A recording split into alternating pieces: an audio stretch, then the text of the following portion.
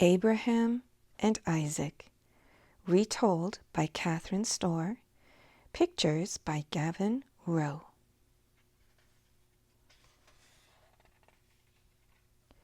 In the city of Haran lived a man called Abraham.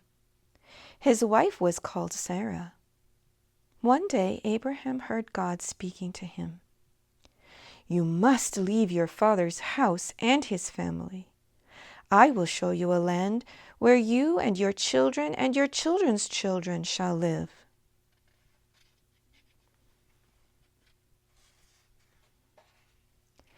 Abraham took Sarah and his nephew Lot and everything they possessed, and they journeyed to the south, to the land of Canaan. When they arrived, God spoke to Abraham again. "This is the land where you and your children and your children's children will live."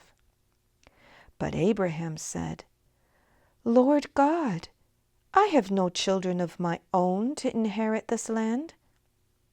God said, "Go to the door of the tent and look up at the night sky. Can you count the stars? Your children's children will be as many as that."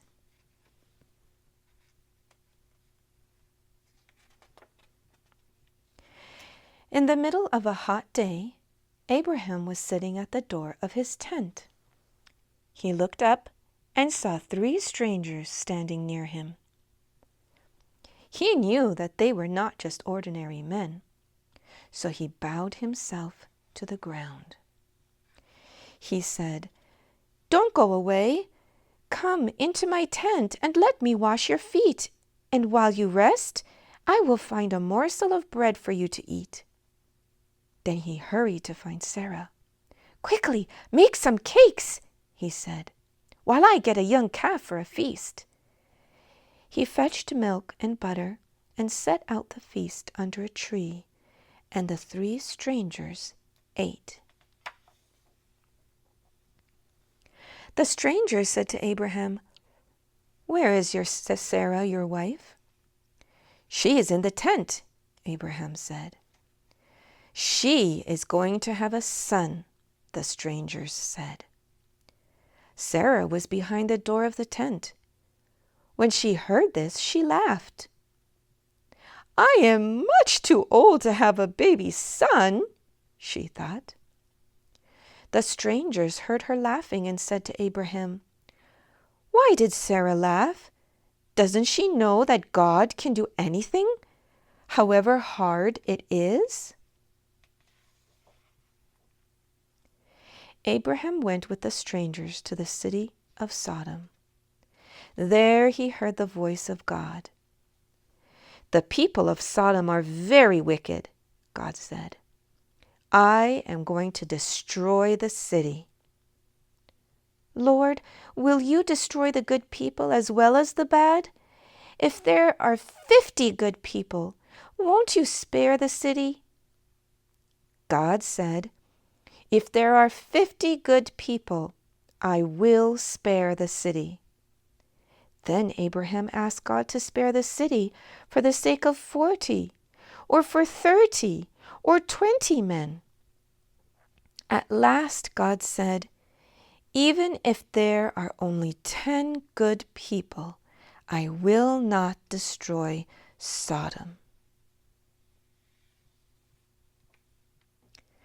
That evening, God sent 2 angels to visit Sodom.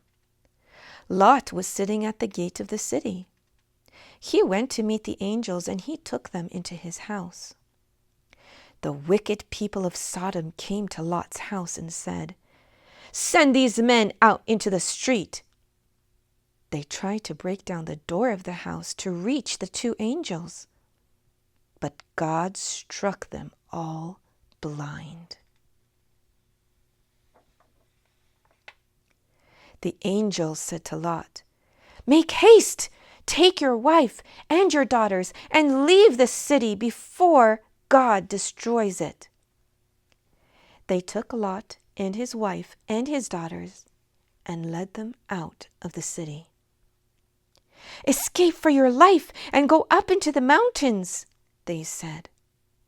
"But you must not look back at the city in the plain."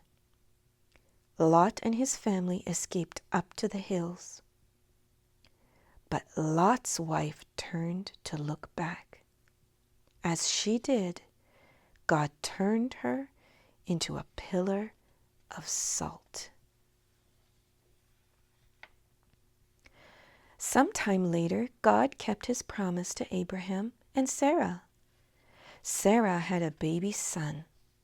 Sarah and Abraham rejoiced and thanked God for giving them a son in their old age. They called the baby Isaac, and they loved him very much. He grew to be a young lad and brought his mother and father great joy.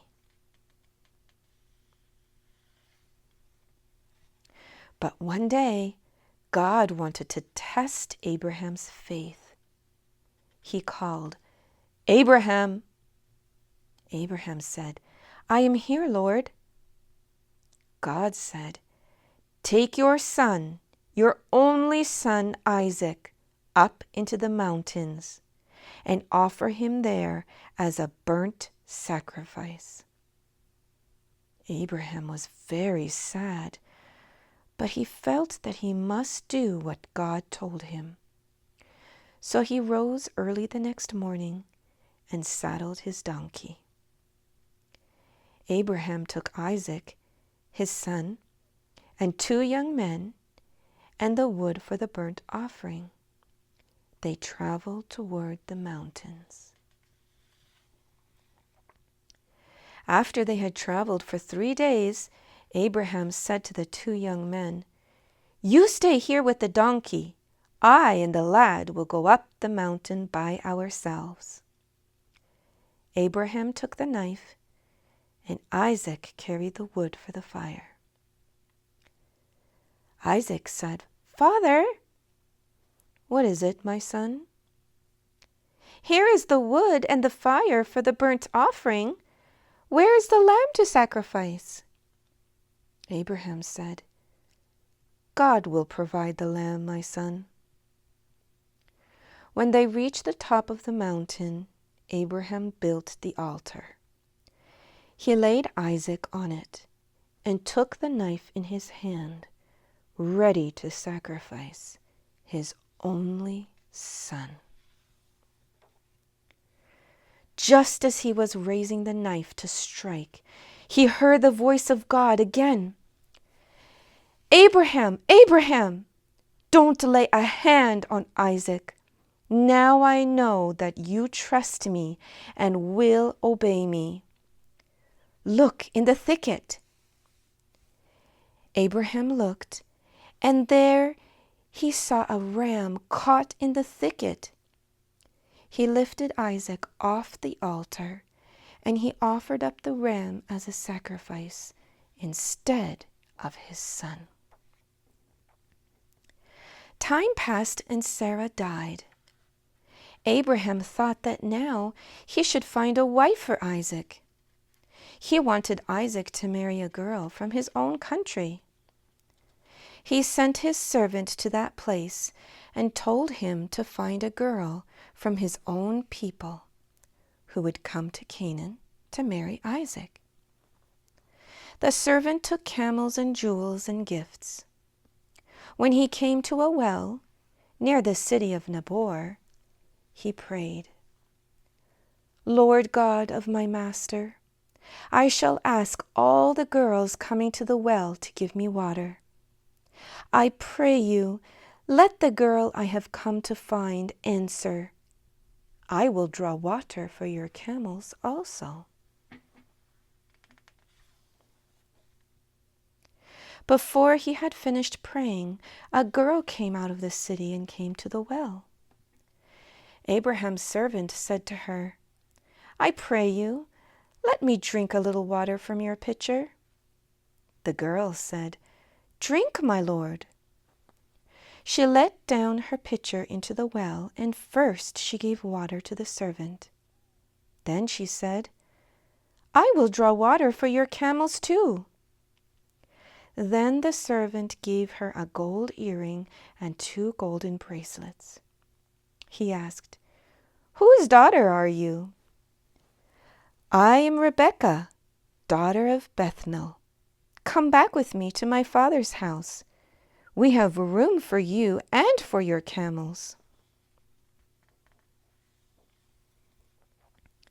When he heard these words, Abraham's servant knew that he had found the right wife for Isaac, his master's son. He went with Rebekah to the house of her brother Laban.